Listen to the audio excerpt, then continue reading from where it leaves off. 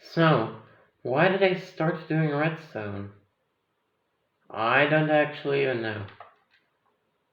Redstone is a very different topic from the others on my channel, so I thought I would cover why exactly I started going for redstone things.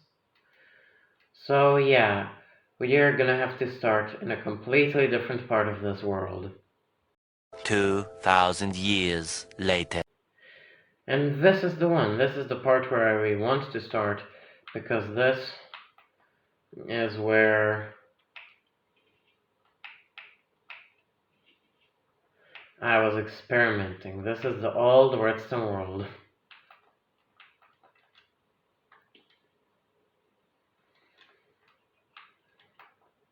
And this one is just a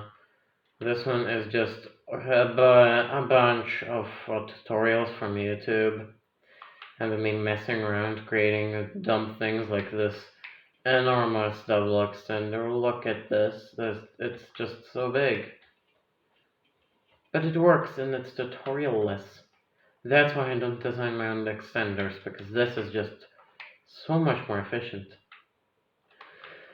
But yeah, when I logged into this world once, I was like, yeah, let's not make such dumb things. And let's try to make something actually useful. So I went over here and I made a player conveyor, which is a machine that automatically moves you without you having to touch your controls at any point. But yeah, it's really boring to sit through. I also tried to make a straight line version, which is really broken. I made escalators as well, but I do not like those. And yeah, then I was like, well, what do popular redstoners do a lot these days?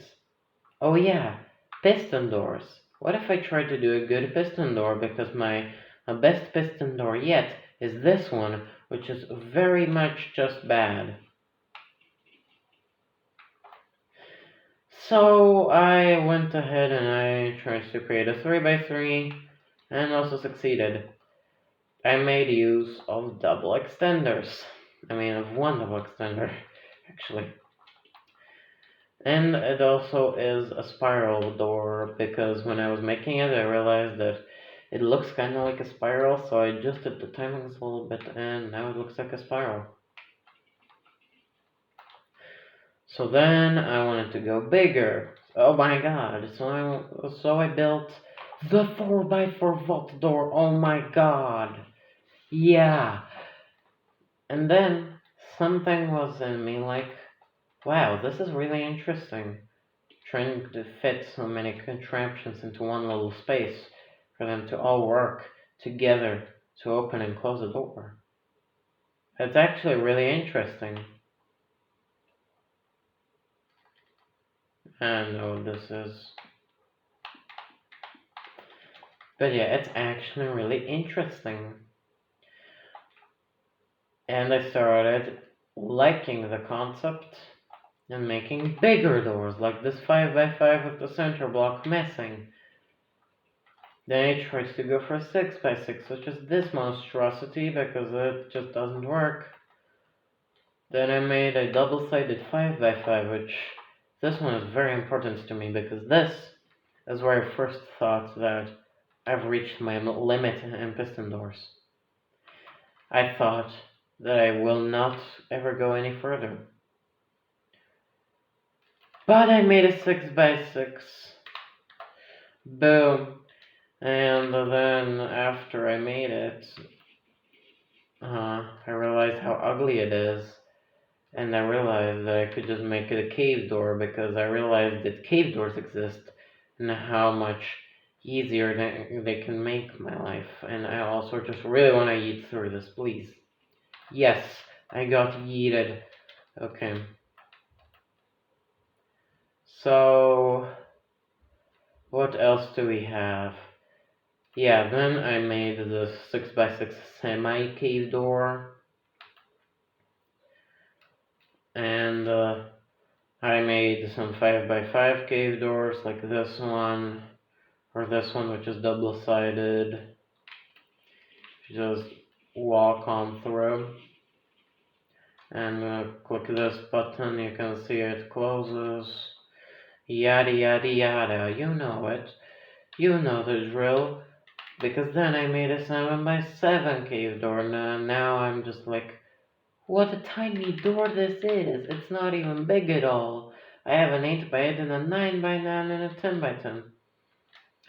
And yeah, this is also the first door where, oh my god, where I actually experimented with intentional slowdown, which is basically just activating certain parts of the door after I activate other parts of the door, so it would be less laggy.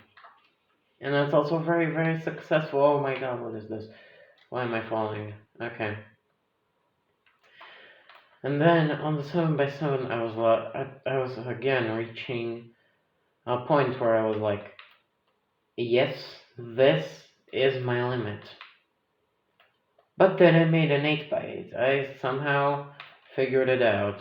I figured out how do you do an 8x8, so I made an 8x8.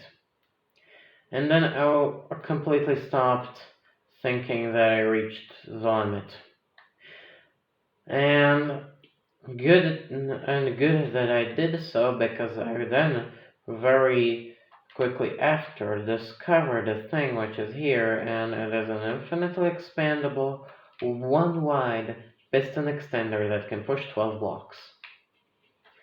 This is what I use in my 9x9 and the 10x10. And if I ever made a door larger than a 6x6, I would definitely use this in there as well. I mean, maybe I would use a different extender for the 7x7, but I'm not too sure. Yeah, then I made the 9x9, of course, then I made the 10x10, and I also made a couple smaller concepts, like this one, which is a door that sticks out of the wall like this.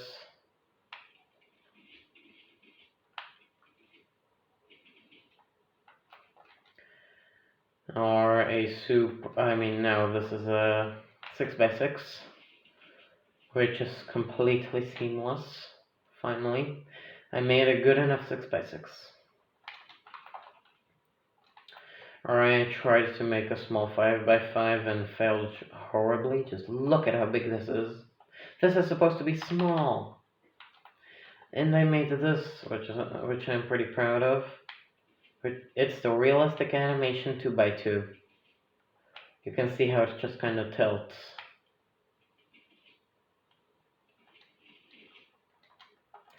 So yeah, that's a thing, and I think that is it for today, because we covered basically the history of my redstoning and why did I do everything I did.